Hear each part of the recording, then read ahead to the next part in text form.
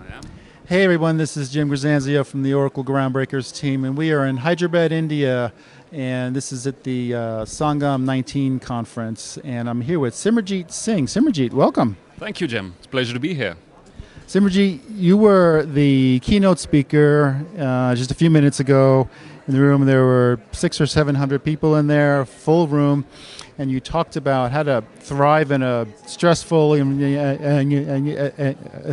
ever-changing world. Excuse me. Thank you. There's hundreds of people around here, so it's just the reality. Exactly, you have to be very flexible. Right. Because actually I lost my camera one time. Actually in Dubai, someone hit the camera and flopped over and broke. $5,000 gone. Yeah. Oh. Simerjeet Singh, you were the keynote speaker here. So let's get started again. You talked about how to thrive in an ever-changing world. Mm-hmm. And one of the things I was really fascinated by is, as a keynote speaker, it's very hard to hold an audience, right? But you held this audience and you got people involved physically. People were up, they were dancing, we were doing exercises, we were meeting people. Talk a little bit about that technique as a keynote speak. You know, how do you actually engage people? I think over the years I've come to this belief that, fine, intellectual engagement is great and you can have great logic and great inspiring things and stories to tell.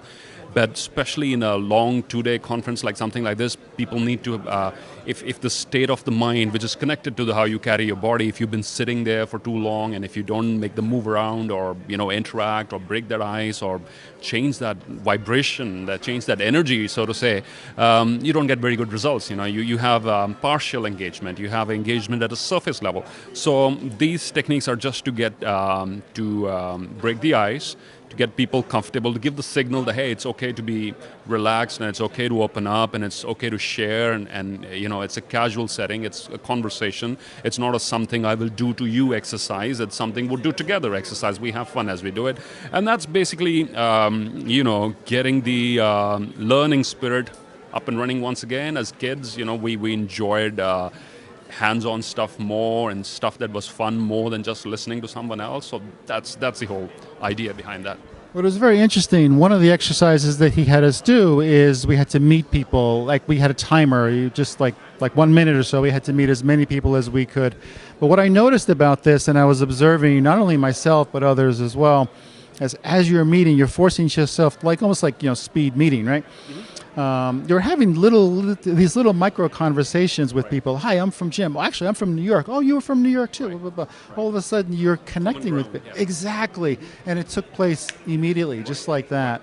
Right. This seemed to be a theme of your talk, is having people connect, because the world is changing constantly, and I'm just wondering, how many people embrace this message of change? Because I find some people do, but a lot of people don't. I think when it comes to connection, the first step is finding common ground. And through an activity, if you're able to facilitate that, let's say during the 60 seconds of the exercise, you were able to find common ground with 6-10 other people. You bump into them during the rest of the conference again, you instantly have a conversation starter, if I may call it, and that really helps, because otherwise it's a huge opportunity wasted if 600 or 800 people gathered under the same roof and 600 ideas were not exchanged.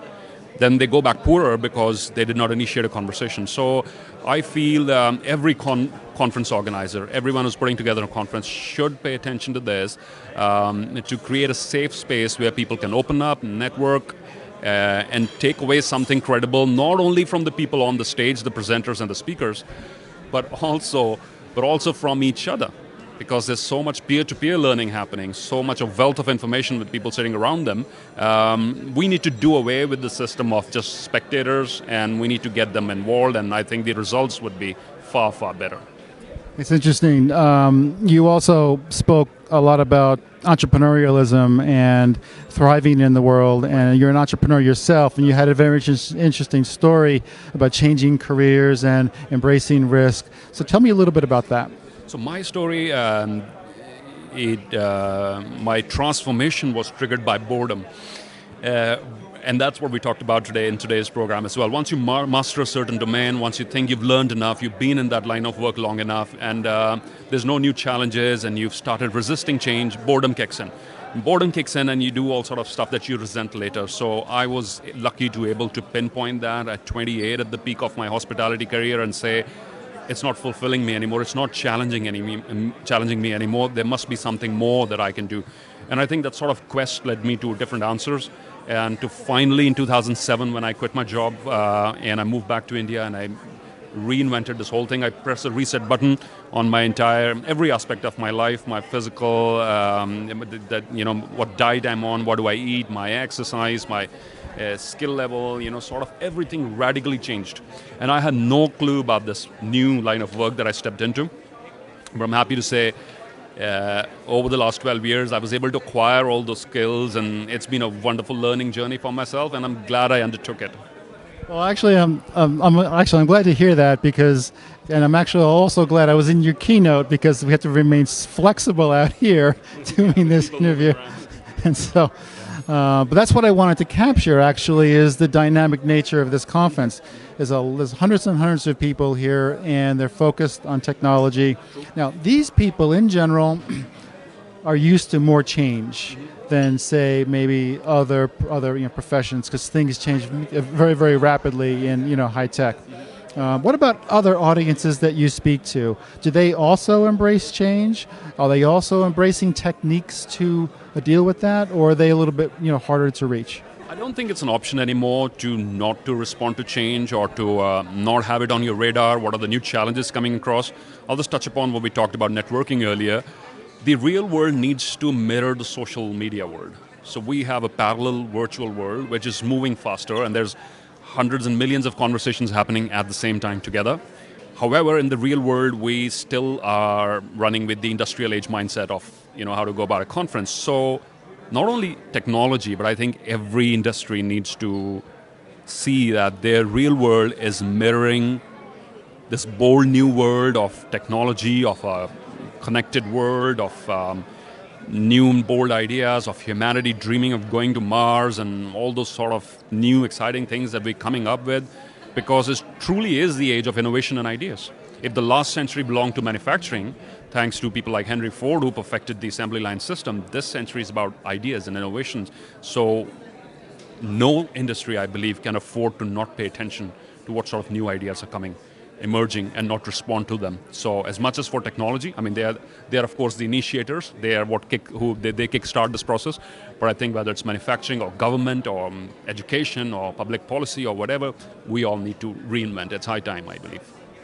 Do you find in your travels that people who are able to focus very deeply on a topic are the ones who, so as opposed to staying on the surface and getting distracted, someone who's able to focus very deeply and go very deeply into a subject, are they more successful, or is it the people who are just frantically involved with everything? This myth of frantic, continuous involvement, constantly keeping in touch, constantly updating, like social media. Social media has taken a huge toll on our collective productivity. And now here's the thing about social media. I'm not against it. I wouldn't be here standing in front of you, Jim, if it wouldn't be for social media. It's a tool, and it should remain a tool. And tools, as Emerson said, human beings should not become the tools of their tools, which is what we are becoming right now. We are the masters. Technology is the servant. We got to put it to good use and to not let it be the other way around. Deep work, I'm a big believer in that. My keynote, for example, 40 minutes on stage, almost 6 to 8 hours average of filtering out what needs to go into it and what needs to be left out, so that the thinking, the visualizing, the meditating on that singular topic, so as to remove what's not required and just focus on that singular thing. And I think for any breakthrough to happen, whether it's me as a keynote speaker or Elon Musk coming up with some grand new crazy idea, it's not until you think really deeply about it that you're able to have that aha moment. Random browsing or time spent on social media is good to start with. It gives you that sort of a network of possibilities. But there comes a time when you need to shut everything off and then focus on a few so that they see the light of the day, so that it's not just an idea anymore. Somebody needs to bring it to life. So yeah, I'm a big believer that deep work brings ideas to life. Yeah, that's actually a technique actually that I'm studying and trying to follow, because you can't. It's the thinking is different when you go deep. The actual thinking process is different, and so I noticed that when I work with engineers a lot, they do have the ability to go very, very deeply on subjects, and they're solving hugely complex issues. Right. So anyway, that was very interesting to hear. The keynote was fantastic. I loved it. I took a lot of pictures. I wanted to get some time with you here, specifically out in the hallway with everybody here. There's right behind the camera. There's all these people here. Hopefully not knocking it over. So what's next with you after this? Next for me is we run a very popular YouTube channel, and I would suggest the audience to go check it out too. It's proven as a wonderful tool. So earlier, my keynote for 800 people and all the hard work would go into it, and I would share all that information, and then it would disappear. So what we're now really actively trying to do is to break it down into smaller chunks, have bite-sized videos created out of that, and share it on YouTube. I'm very passionate about that because it helps me reach out to people that I would probably never ever see in my life. In the different parts of the world, I've had people connecting from Africa, in different parts of India, other parts of the world. So yeah, 2020 is going to be devoted to creating more quality content for our audience on YouTube, as well as interesting, engaging speaking keynote engagements across the world, such as the one we had today. Good. Well, thank you very much for coming by. Appreciate it. It was excellent time. And you guys, I'll see you back here in Hyderabad shortly for some more interviews. Thanks a lot. Bye-bye now.